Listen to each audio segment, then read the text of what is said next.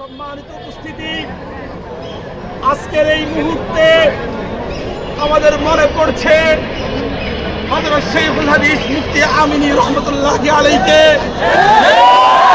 এই জালিমের কারাগারে গৃহবন্দী হয়ে শাহাদাতের অভিজ্ঞতা পান করেছে।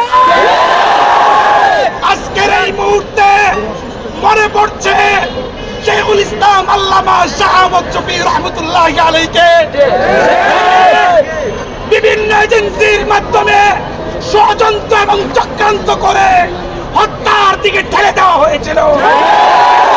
আজকের এই মুহূর্তে মনে পড়ছে আমার আব্বাজান আল্লামা নূর হোসেন কাসিমি রহমতুল্লাহি আলাইহিকে, যার জানাজার নামাজ এই জালিম সরকার হাইকোর্ট চত্বরে করতে দেয়নি।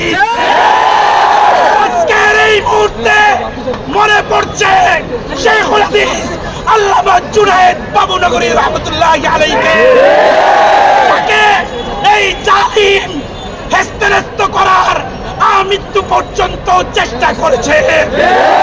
প্রিয় ভাইয়েরা, আজকে সময় এসেছে যারা জালেমদের পক্ষ অবলম্বন করেছিল, আমরা তাদের ব্যাপারে কোনো ছাড় দেওয়া হবে না।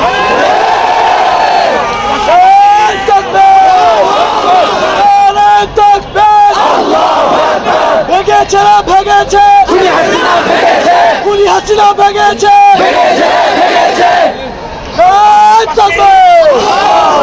তাদেরকে স্মরণ রাখতে হবে।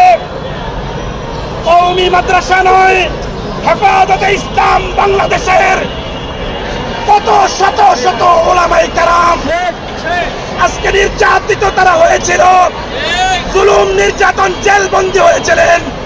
বিশেষ করে জমিয়ত উলামায়ে ইসলাম বাংলাদেশের মহাসচিব আল্লামা মঞ্জুর ইসলাম মাফিন্দি, শেখুল হাদিস ইবনে শেখুল হাদিস আল্লামা মামুনুল হক সহ মুফতি মনির হুসাইন কাসেমি সহ যারা এই জুলুম নির্যাতনের শিকার হয়েছিলেন, আমরা এটা উম্মার জন্য এই জুলুম নির্যাতনকে কোরবানি করতে চাই। ছাত্র সমাজকে বলতে চাই, দেশ এখনো স্বাধীন হয় নাই, দেশ এখনো মুক্ত হয় নাই। যতদিন পর্যন্ত অন্তর্বর্তীকালীন নির্বাচন না দিয়ে সরকার আলেমদের সরকার গঠিত না হবে, আমাদের আন্দোলন ছাত্র সমাজের সাথে অব্যাহত থাকবে।